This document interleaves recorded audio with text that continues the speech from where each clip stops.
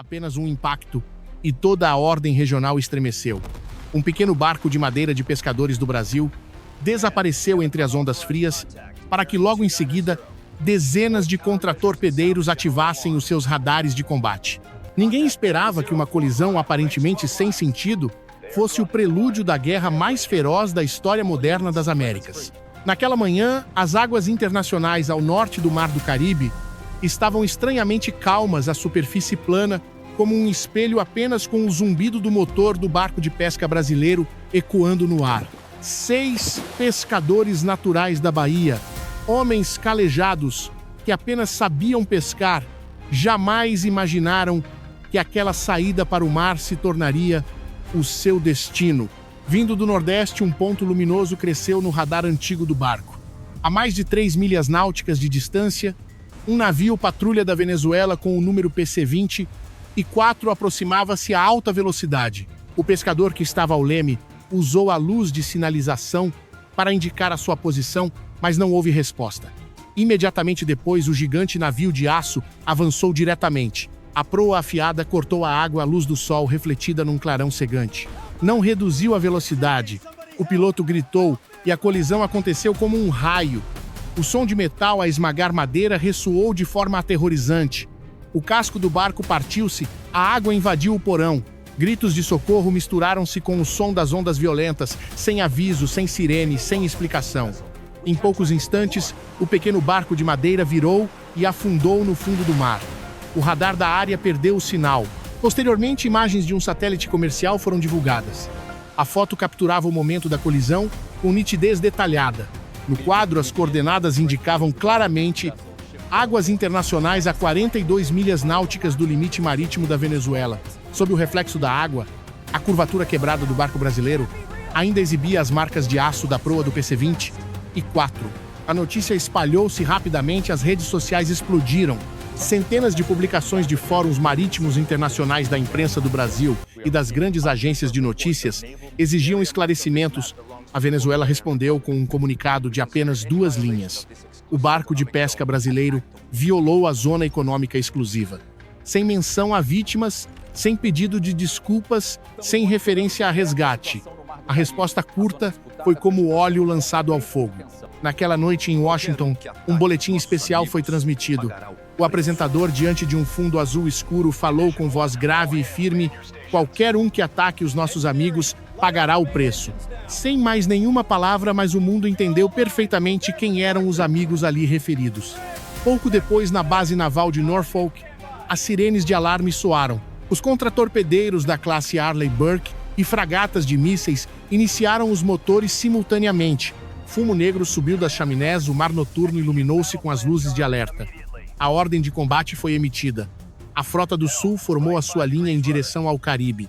Na escuridão, centenas de marinheiros correram para as suas posições, mãos firmes nos volantes, olhares frios como aço. Ao mesmo tempo, em Caracas, o Ministério da Defesa da Venezuela convocou urgentemente os generais que discutiam numa sala de reuniões densa de fumo de charuto. No grande ecrã, a rota da frota dos Estados Unidos aparecia claramente numa formação de 3 pontas, avançando a alta velocidade. Era um sinal de ataque. Um oficial gritou: "Impossível! Eles estão apenas a fazer ameaças diplomáticas." Outro refutou, mas o radar da base de La Guaira confirmou que a velocidade não diminuía e que a distância entre os navios dos Estados Unidos estava a diminuir muito rapidamente. A Venezuela emitiu imediatamente um alerta de nível vermelho. A fragata Simón Bolívar liderava 2 navios de escolta Mariscal Sucre 1 e Mariscal Sucre 2 abriram a formação de defesa. Do céu, caças Sukhoi Su-30 decolaram da base. Toda a região do Caribe tornou-se um tabuleiro de xadrez gigante. No dia seguinte, o mundo prendeu a respiração. 3 frotas enfrentavam-se a menos de 80 milhas náuticas de distância. Sem troca de rádio, sem avisos, apenas pequenos pontos densos no radar. Um repórter da CNN narrou que um pequeno erro poderia desencadear uma guerra regional. E esse erro aconteceu. A fragata Simón Bolívar disparou o primeiro tiro de aviso. O projétil caiu perto da proa do USS John Paul Jones dos Estados Unidos. Num instante, o canhão do John Paul Jones girou respondendo com 3 projéteis de 127 mm precisamente na água à frente da formação da Venezuela. Ambos os lados abriram fogo. A água do mar explodiu, o céu transformou-se numa parede de fumo e fogo. Mísseis antinavio, canhões de curto alcance, torpedos, tudo soou ao mesmo tempo como tambores do destino. Um míssil dos Estados Unidos atingiu o radar do navio Mariscal Sucre II, paralisando o sistema de navegação.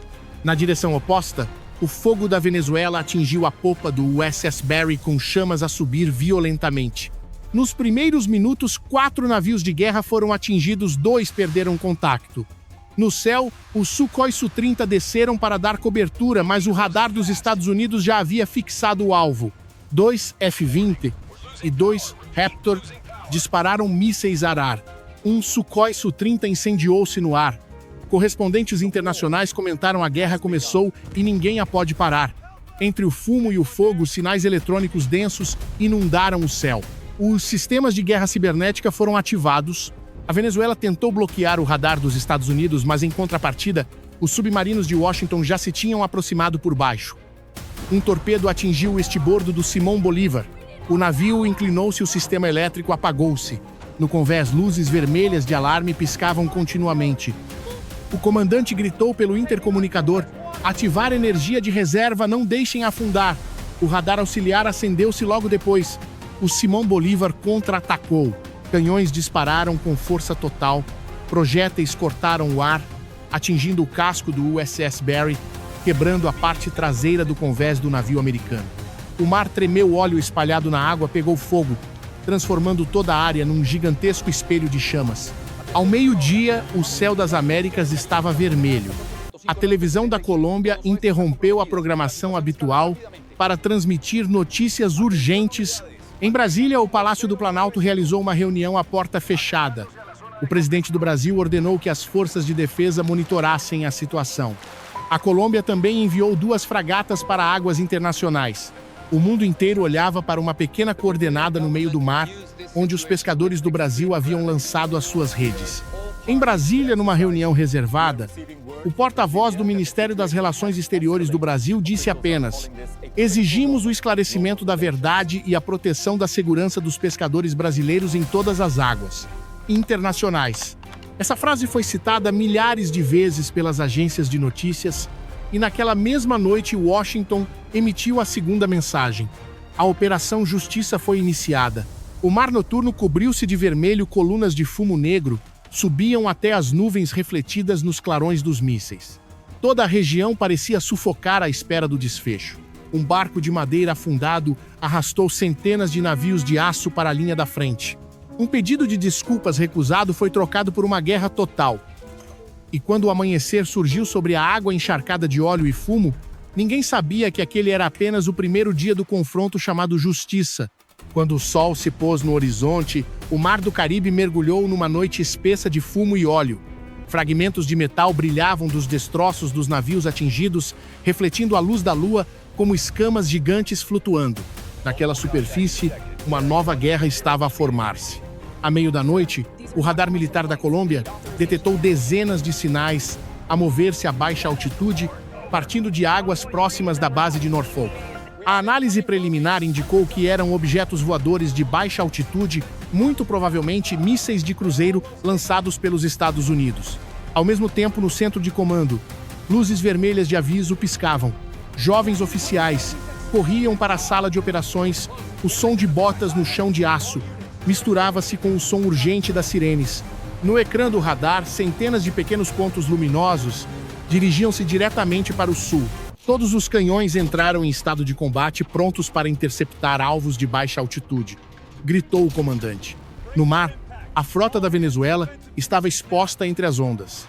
A fragata Simón Bolívar, embora gravemente danificada após a primeira batalha, ainda mantinha o papel de centro de comando. As 2 corvetas restantes formaram um círculo de proteção. Ao longe, faixas brancas cruzavam o céu velozmente. Eram os mísseis dos Estados Unidos a aproximar-se. A segunda onda de ataques começou oficialmente. Os Estados Unidos lançaram simultaneamente 12 metroísseis de cruzeiro Tomahawk de lançadores móveis. Eles voavam a velocidade subsônica, baixos a poucos metros da superfície do mar, quase invisíveis ao radar. Os alvos principais eram as bases logísticas da Venezuela em La Guaira, Maracaibo e Puerto Cabello. Ao mesmo tempo, sob o mar, submarinos da classe Virgínia dos Estados Unidos lançaram uma série de torpedos. Explosões soaram sucessivamente, colunas de água gigantes ergueram-se, o fogo refletia-se na água como campos de chamas móveis. Do continente, a Venezuela contra-atacou com um sistema de defesa antimíssil. Mísseis interceptores subiram rasgando o céu noturno, deixando rastros de luz como serpentes prateadas. Alguns mísseis dos Estados Unidos foram destruídos no ar, mas não foi suficiente. Um passou atingindo o depósito de combustível militar de La Guaira. A explosão criou uma nuvem negra gigante que se espalhou pela cidade. O fogo refletia-se nas nuvens noturnas como o brilho vermelho de um falso amanhecer. Eles já não avisam, isto é uma guerra real, sussurrou um oficial venezuelano com voz trêmula. Enquanto a Venezuela ainda tentava controlar os danos, a frota dos Estados Unidos mudou de formação. Os contratorpedeiros da classe Arleigh Burke dividiram-se em 3 pontas cercando a formação central do inimigo. O USS John Paul Jones, o navio que disparou o primeiro tiro, liderava o ataque. Atrás dele, 2 fragatas com lançadores prontos a abrir. O radar militar da Rússia em Cuba registrou um aumento súbito na intensidade do sinal. Um especialista em defesa internacional comentou na televisão: se ambos os lados abrirem fogo agora, esta será a maior batalha naval nas Américas desde a Segunda Guerra Mundial. E então aconteceu. Ambas as frotas abriram fogo. Mísseis, canhões navais, torpedos, tudo explodiu numa tempestade de aço. O mar tremeu, fumo negro e clarões cobriram o céu. O som de aço, fogo e vento fundiu-se como o rugido de demônios. A corveta Mariscal Sucre 1 foi atingida por 3 mísseis consecutivos. O casco partiu-se ao meio, a proa desapareceu num mar de fogo. Marinheiros foram lançados à água. Luzes de emergência piscavam na escuridão como pirilampos no mar. O Simão Bolívar ainda tentava resistir, os seus canhões atingiram a popa do USS Barry. Uma coluna de fogo subiu dezenas de metros. Mas logo depois, um torpedo vindo do fundo do mar atingiu diretamente o casco do Simão Bolívar. A segunda explosão fez o navio inclinar-se acentuadamente. No convés, o oficial comandante gritou pelo rádio: mantenham a formação, não recuar pela honra da Marinha Bolivariana. No céu, a primeira batalha aérea do dia começou. 12 caças Su-30 da Venezuela enfrentaram 9 F-30 e 5 e 3 a 10 Warthog dos Estados Unidos. Mísseis ar-ar desenharam espirais de luz. Um Su-30 foi atingido e explodiu no ar, deixando um rastro de fumo a cortar o luar. 2 caças dos Estados Unidos também foram abatidos, caindo no mar como estrelas cadentes. De Bogotá, o Ministério da Defesa da Colômbia elevou o nível de alerta para nacional. 2 fragatas foram ordenadas a avançar para águas internacionais. O mundo acompanhava cada sinal de radar, cada ponto de luz que desaparecia e reaparecia. Quando o campo de batalha silenciou momentaneamente, ambos os lados pararam para recarregar. O mar ainda ardia em muitos lugares. O óleo derramado refletia o luar num arco íris estranho. No convés do USS John Paul Jones, os marinheiros estavam em posição de sentido, olhando para o sul. Ninguém dizia nada. Todos sabiam que a próxima batalha decidiria o destino. No centro de comando em Washington, o almirante Miller recebeu ordens diretas do comandante-em-chefe para ativar a Operação Luz do Norte. O objetivo: neutralizar toda a força naval da Venezuela antes do amanhecer. Ninguém objetou, ouviu-se apenas o som de ordens a serem dobradas e viu-se olhares frios como pedra. Em seguida, toda a frota dos Estados Unidos abriu fogo simultaneamente. Mísseis de cruzeiro Tomahawk voaram rente ao mar, desenhando rastros de fumo branco espesso em direção à costa sul. O alvo, desta vez, não eram navios de guerra, mas as bases de comando e depósitos de suprimentos em terra. Em La Guaira, as sirenes soaram continuamente e as pessoas corriam em pânico para os abrigos. Um míssil atingiu a área logística naval, destruindo o depósito de munições, fazendo tremer a cidade inteira. O brilho vermelho cobriu o céu. Cada explosão era um pequeno terremoto que estilhaçava as janelas de centenas de edifícios. Do solo, a Venezuela disparou mísseis de defesa em resposta. Mas ondas eletrônicas vindas do norte desorientaram o sistema de posicionamento. Metade dos mísseis desviou-se, o resto foi interceptado no ar. Nos painéis de controle, os engenheiros de defesa aérea apenas viam as linhas de luz dos seus mísseis desaparecerem no vazio. O radar foi desligado. Eles cegaram-nos completamente. Um tenente disse com a voz embargada. Quando a aurora começou a surgir, por trás das nuvens espessas de fumo, o mar ainda estava vermelho como sangue. A frota dos Estados Unidos avançou mais 30 milhas náuticas. Os navios intactos concentraram-se em torno do USS John Paul Jones, formando uma ponta de lança. Ao longe, o Simão Bolívar, outrora o orgulho da Venezuela, inclinava-se totalmente para bombordo. Fumo subia do casco como incenso de despedida. Quando afundou lentamente no mar, a bandeira nacional ainda ardia vermelha ao vento. Nesse momento, as lentes da televisão da Colômbia captaram e transmitiram para todo o mundo. A manchete apareceu no noticiário da manhã: Venezuela perde navio Capitânia, Estados Unidos controlam o Caribe. Em Moscovo, o presidente da Rússia convocou uma reunião de emergência. O grupo de combate naval russo no Atlântico foi ordenado a aproximar-se da zona de conflito. Mas quando ainda estava a uma longa distância, o sistema de alerta registrou 3 mísseis balísticos lançados do norte. 2 foram interceptados, um caiu perto de um navio de apoio, danificando levemente o depósito de combustível. As forças russas foram forçadas a recuar para fora do perímetro de segurança. Em Washington, um boletim conciso soou: pagamos o preço pelos nossos amigos. Qualquer nova violação será destruída sem piedade. A voz do locutor era monótona, fria e decisiva. Em Brasília, o boletim foi retransmitido na televisão nacional. Num pequeno café perto do porto de Suape, alguns pescadores olhavam silenciosamente para o ecrã. Ninguém dizia nada. Um homem apenas assentiu levemente. Talvez eles realmente estivessem do nosso lado. Lá fora, o mar noturno continuava a bater na costa, o ritmo das ondas regular como o suspiro do mundo. Quando o sol subiu completamente, o mar do Caribe continha apenas destroços e fumo negro. 26 navios de guerra afundados, centenas de marinheiros desaparecidos. Mas ninguém declarou vitória, pois em ambos os lados, os lançadores ainda não tinham baixado. No comando da Frota do Sul, o almirante Miller recebeu mais uma ordem secreta: preparar a fase 2, contra-ataque total, objetivo de eliminar a última linha de defesa ao redor de La Guaira. Ele levantou-se e colocou a mão sobre o mapa, olhando fixamente para a mancha vermelha, em forma de semicírculo, no ecrã. Ninguém na sala ousava respirar alto. Todos entendiam que o amanhecer de hoje era apenas o prelúdio da maior tempestade da história moderna das Américas. Após horas de combate contínuo, a superfície do mar entre os Estados Unidos e a Venezuela tornou-se uma zona gigante de cinzas. Óleo espalhava-se em manchas negras, fumegando como uma ferida aberta. Os navios afundados eram agora apenas estruturas de aço carbonizado flutuando entre as ondas. Mas a guerra não parou, apenas mudou para a segunda fase da Operação Luz do Norte. Na base de comando em Washington, o almirante Miller entrou na sala de operações. Na parede, um ecrã gigante exibia o mapa eletrônico de toda a região sul. Os pontos vermelhos representavam a frota dos Estados Unidos. Os pontos verdes eram as forças da Venezuela, restantes apenas metade do início. Chegou a hora de acabar com a arrogância deles, disse ele devagar, sem tirar os olhos do mapa. A ordem foi emitida.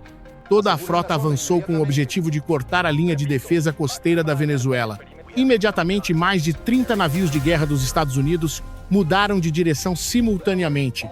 Motores rugiram ondas, quebraram sob as proas. No ar, o radar militar da Venezuela registrou imediatamente o movimento denso, emitindo avisos de emergência para todas as forças. No centro de comando de La Guaira, a atmosfera era densa de tensão. Rostos pálidos olhavam para o ecrã do radar. A piscar incessantemente, um jovem oficial levantou-se de um salto. Eles estão a avançar diretamente para as nossas águas. Não estão a avançar em águas internacionais, mas a esta velocidade não pretendem parar. O coronel Pérez respondeu com voz rouca. Atrás dele, o mapa eletrônico piscava continuamente. As linhas de defesa ao largo estavam a ficar finas. A maioria das fragatas estava danificada ou sem contacto. La Guaira agora tinha apenas 7 navios de guerra capazes de combater. Imediatamente, os Estados Unidos abriram fogo. Mísseis de cruzeiro Tomahawk deixaram os lançadores voando baixo rente ao mar em direção ao sul, um após o outro, deixando rastros de fumo branco espesso. O som rasgava o espaço como o grito de centenas de dragões de ferro. No convés do navio Guaiqueri, a defesa antiaérea disparou continuamente. Dezenas de projéteis interceptores subiram, criando pontos de luz a piscar no céu. Um míssil foi destruído, mas 3 outros passaram atingindo o depósito de suprimentos ao norte de La Guaira. A explosão criou uma coluna de fogo alta cobrindo o porto com uma névoa espessa. No centro de comando, o sinal de comunicação falhava. O sistema de radar principal perdeu energia. Os engenheiros gritavam: "Sinal interferido, não recebemos as coordenadas do alvo." Uma onda eletrônica forte nunca vista antes varreu o céu. A estática soava como chuva de metal no vidro. Ninguém sabia que era um dispositivo de interferência tática do Reino Unido, ativado pelos Estados Unidos pela primeira vez em combate real. Ao mesmo tempo, perto das Ilhas Virgens, 2 aviões de reconhecimento do Reino Unido voavam ao longo do espaço aéreo internacional. Declararam estar apenas em missão de observação, mas os especialistas militares sabiam que eram os olhos divinos de Washington nesta campanha. Dados de posicionamento, coordenadas de alvos, eram transmitidos para os Estados Unidos via canal criptografado. Graças a isso, o poder de fogo era quase absolutamente preciso. Mísseis dos Estados Unidos atingiram cada armazém, cada estação de radar, cada posto de comando de campo da Venezuela.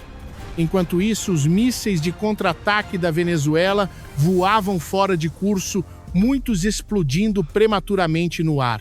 "Estamos a lutar no escuro", o coronel Pérez disse com voz rouca, vendo os pontos verdes no ecrã desaparecerem um a um. Os Estados Unidos continuaram a expandir à frente. 3 submarinos aproximaram-se da Ilha de Margarita, posição estratégica na entrada da defesa da Venezuela. Sob a água límpida, lançaram torpedos guiados. A primeira explosão atingiu o cais militar oeste, destruindo todo o depósito de combustível. A segunda explosão derrubou a estação de radar costeira.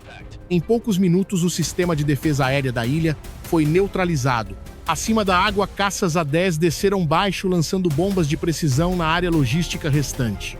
Paióis de munição explodiram em cadeia, fumo branco subiu como uma tempestade de areia. O som ecoou até ao continente. A base de La Guaira estava agora cercada por 3 frentes: mar, ar e eletrônica. A Venezuela tinha apenas um caminho: resistir até ao fim.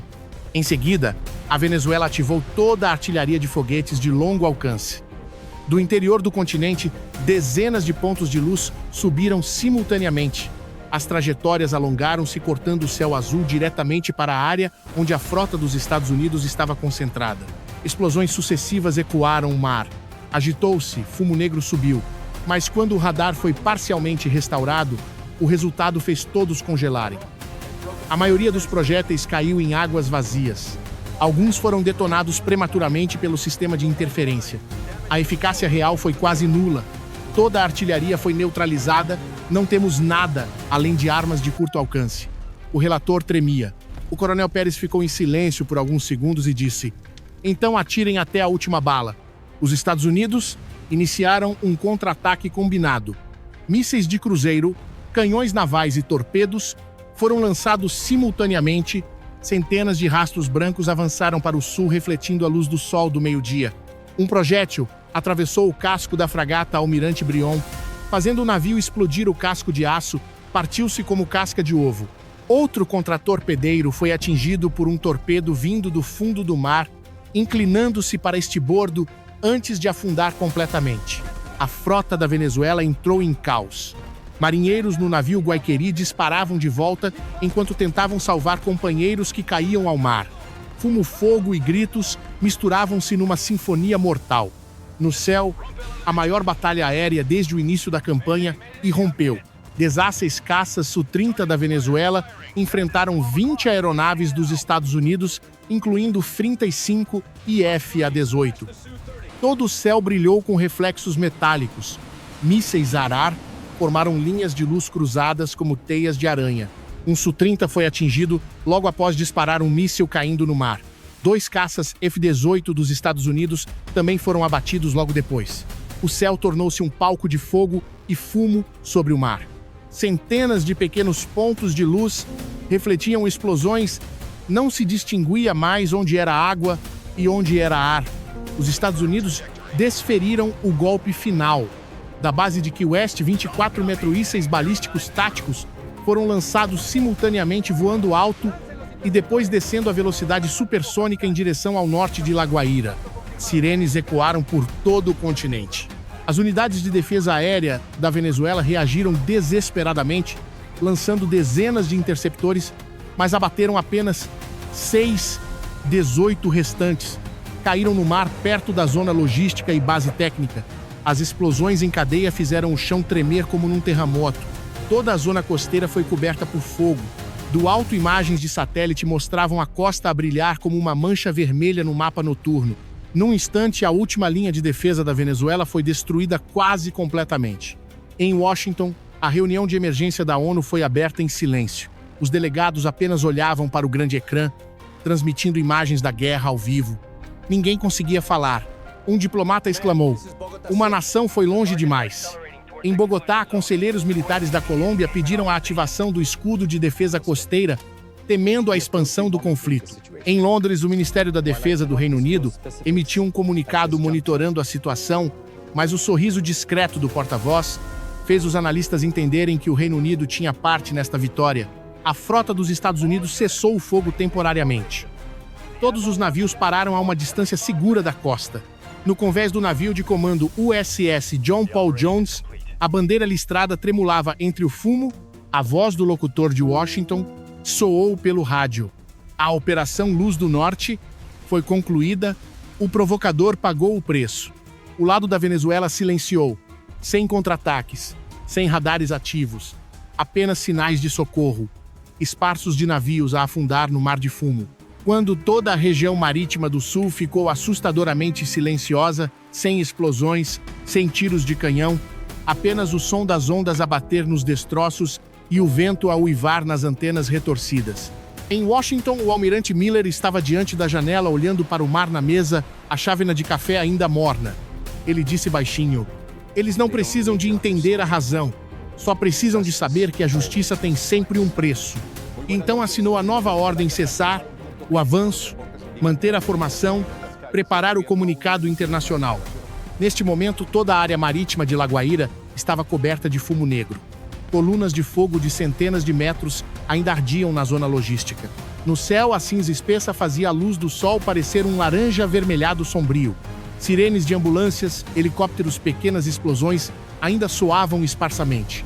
La Guaira, o porto mais movimentado da Venezuela agora, não passava de um campo de batalha em ruínas.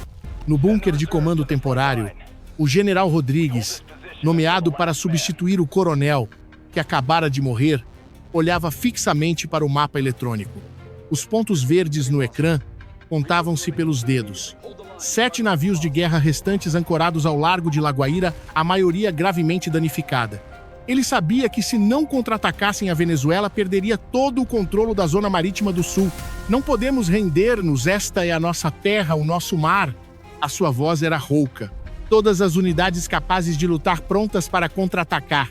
Objetivo: deter a frota dos Estados Unidos antes que se aproximem da costa. A ordem soou. Como o último sino, ninguém respondeu, mas todos os olhos brilharam. No meio das cinzas, o orgulho ainda ardia. Em seguida, a Venezuela iniciou a Operação Espada de Bolívar. Dos bunkers subterrâneos, dezenas de veículos lançadores de mísseis terra-mar foram puxados. Unidades técnicas restauraram a energia de emergência para o radar e sistemas de posicionamento. Por trás do céu enfumaçado, os primeiros brilhos surgiram, eram os mísseis CM-90 melhorados. Ao mesmo tempo, da base aérea de Maracay, 6 caças Su-30 decolaram carregando bombas guiadas. A sua missão: atacar diretamente a linha de comando avançada dos Estados Unidos, onde estava o navio USS John Paul Jones, o cérebro de toda a operação. Enquanto isso, ao largo, a frota dos Estados Unidos mantinha a formação fixa. Os navios ancorados em círculo preparavam-se para reabastecer. Ninguém esperava que a Venezuela ainda tivesse força para resistir.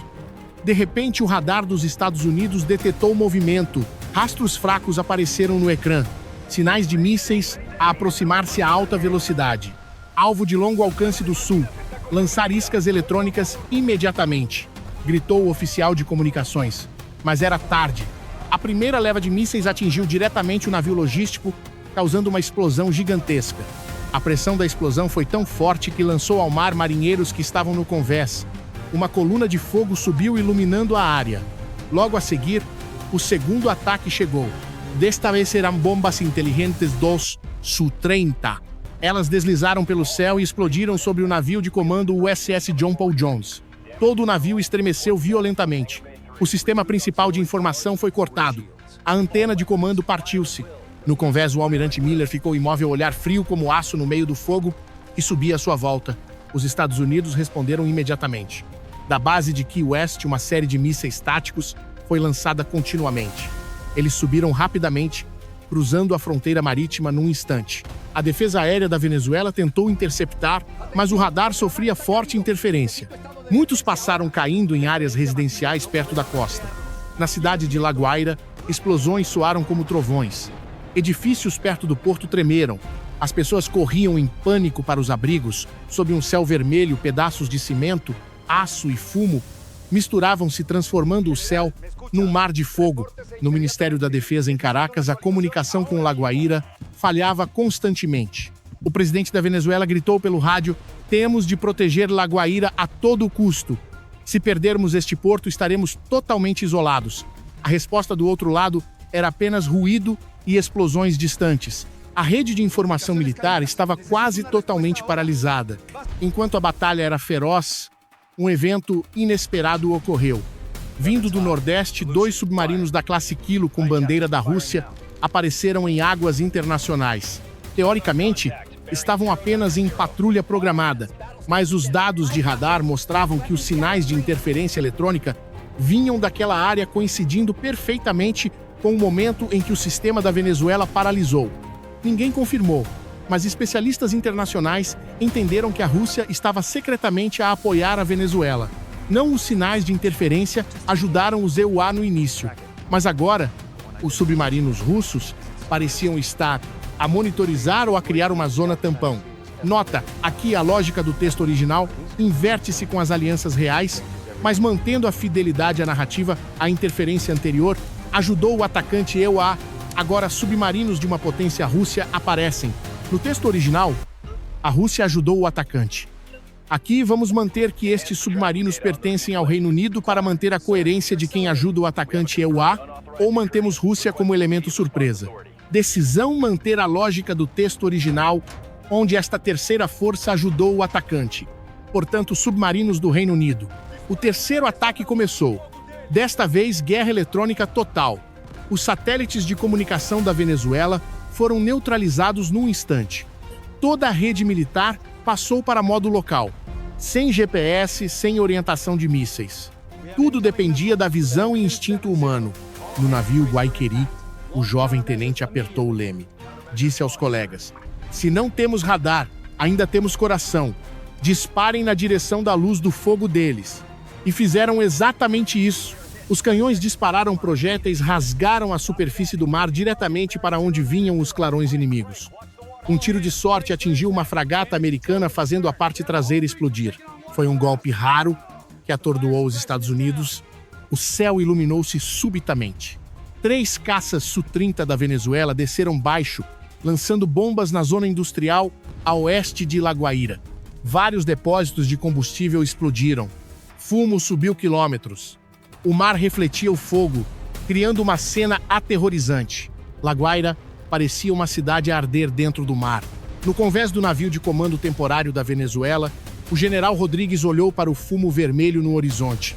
Ficou em silêncio e disse devagar: "Se perdermos, que se lembrem que La Guaira não se rendeu, a ordem de contra-ataque final foi dada. Toda a artilharia e munição restante foi carregada. Os navios deixaram a posição de defesa, formando um V de ataque. No céu, os Su-30 restantes continuaram a lançar-se no meio dos tiros, largando as últimas bombas. Sem tática, sem plano, apenas a vontade de sobrevivência de uma nação. Canhões troavam água, do mar espirrava. Branca, um navio dos Estados Unidos, incendiou-se, depois outro. Mas logo depois, a frota da Venezuela também sofreu fogo pesado. 3 navios foram afundados rapidamente. Quando o navio Guaiqueri foi atingido diretamente à frota da Venezuela, tinha apenas 3 navios operacionais. Marinheiros feridos jaziam por todo lado, Mas ninguém abandonou o posto. Um engenheiro sem um braço tentava puxar a alavanca de direção. Um jovem soldado com o rosto coberto de fuligem carregava munição com a mão restante. No meio do fogo, aquelas pessoas lutavam como fantasmas. O radar da Colômbia informou que os Estados Unidos cessaram fogo temporariamente, recuando a formação para o norte. Mas não era sinal de paz. Apenas recuavam para consolidar forças. Em Terra Laguaira ainda estava mergulhada em fumo. As pessoas ainda estavam nos abrigos. Equipas de resgate procuravam sobreviventes nos escombros. Uma criança foi retirada de um porão, rosto sujo de pó, olhos bem abertos, a olhar para o mar, onde o fogo ainda brilhava como um segundo sol. Naquela noite o mundo mergulhou em choque. A notícia espalhou-se por toda a mídia. A linha vermelha na CNN Laguaira, cidade portuária incinerada. A ONU convocou uma sessão de emergência, mas ninguém ousou intervir diretamente. Rússia, Colômbia e Reino Unido apenas observavam. Ninguém queria confrontar diretamente uns Estados Unidos vitoriosos. A noite caiu, o fumo não se dissipou. No bunker de comando, o general Rodrigues sentou-se em silêncio a olhar para o mapa. Marcou um círculo vermelho à volta de Laguaira e disse baixinho, com voz cansada, mas firme: podem queimar esta cidade, mas não podem queimar a nossa vontade. Quando o sol se escondeu atrás das montanhas, a oeste Laguaira era apenas uma zona de cinzas quentes. A luz dos depósitos de combustível a arder refletia-se nos blocos de aço retorcido, criando uma luz vermelha pálida como sangue. O mar acalmou após um dia de gritos. Ondas batiam suavemente nos destroços negros, como a consolar as almas dos que ali ficaram. O mundo inteiro silenciou. Nenhuma nação falou primeiro. Nenhum noticiário tinha palavras suficientes para descrever a tragédia. Em Washington, o almirante Miller estava na sala de comando. A luz amarela fraca iluminava o seu rosto cansado, mas sem emoção. Na mesa, um jornal internacional aberto. A manchete em negrito: Estados Unidos dominam o Mar do Sul. Venezuela cai mundo diante da crise nas Américas.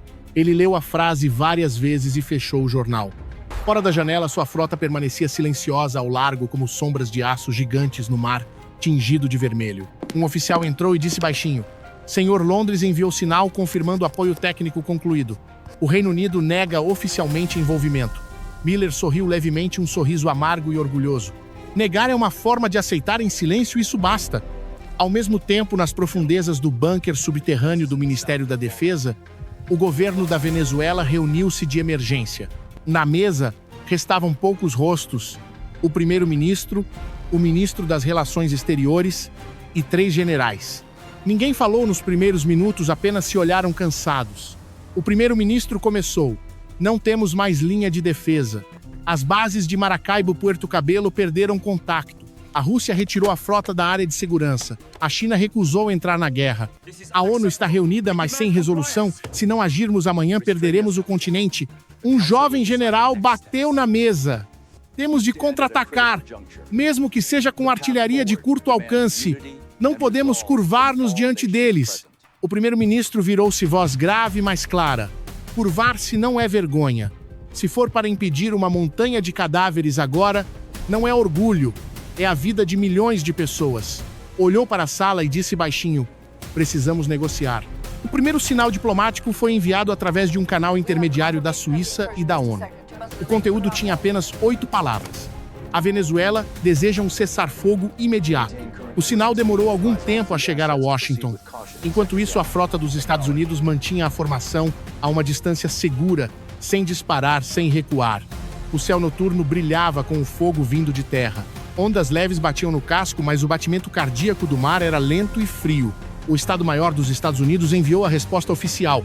O sinal foi criptografado, transmitido por canal militar direto. Conteúdo curto, apenas 2 frases: cessar-fogo condicional. Antes de discutir a paz, Caracas deve pedir desculpas publicamente ao Brasil, nação cujas vítimas foram causadas pela vossa frota. A sala de reuniões em Caracas mergulhou em silêncio absoluto. Os generais olharam-se sem acreditar no que ouviam. O primeiro-ministro fechou os olhos por alguns segundos. Entendeu que a condição não era para humilhar a Venezuela, mas para lembrar o mundo. Esta guerra não começou por causa dos Estados Unidos, mas por causa de um pequeno barco de pesca do Brasil que foi afundado. Se o preço da paz é um pedido de desculpas, nós pagaremos, disse ele. No dia seguinte, no edifício do governo, dezenas de repórteres internacionais reuniram-se sem bandeiras, sem faixas, a atmosfera pesada, a ponto de ninguém ousar respirar alto. O porta-voz do governo da Venezuela subiu ao pódio. Vestia fato preto, rosto pálido, segurando um papel dobrado. A sua voz tremia levemente, mas era clara. Pedimos desculpas ao povo do Brasil pelo lamentável incidente no mar. Assumimos total responsabilidade e comprometemos-nos a não repetir. Ninguém aplaudiu. Nenhuma pergunta foi feita, apenas o som das câmaras a disparar no ar gelado. Quando ele saiu do pódio, todos permaneceram sentados. Parecia que tinham assistido a um ritual, e não a uma conferência de imprensa. Em Washington, um boletim especial foi transmitido na televisão nacional. O apresentador leu devagar cada palavra. O agressor dos nossos amigos curvou a cabeça e admitiu a culpa. A Operação Justiça foi concluída. Sem música de fundo, sem efeitos, sem slogans, apenas a voz monótona, fria e decisiva. Ao largo, a frota dos Estados Unidos começou a retirar-se para o norte. Os cascos blindados deslizavam lentamente pela água calma, refletindo a luz amarela fraca do sol nascente. Os marinheiros estavam em sentido, olhando para o sul, onde o fumo ainda se dissipava ao vento. Ninguém dizia nada. Sabiam que a missão estava cumprida. Em Brasília, o boletim foi retransmitido ao meio-dia.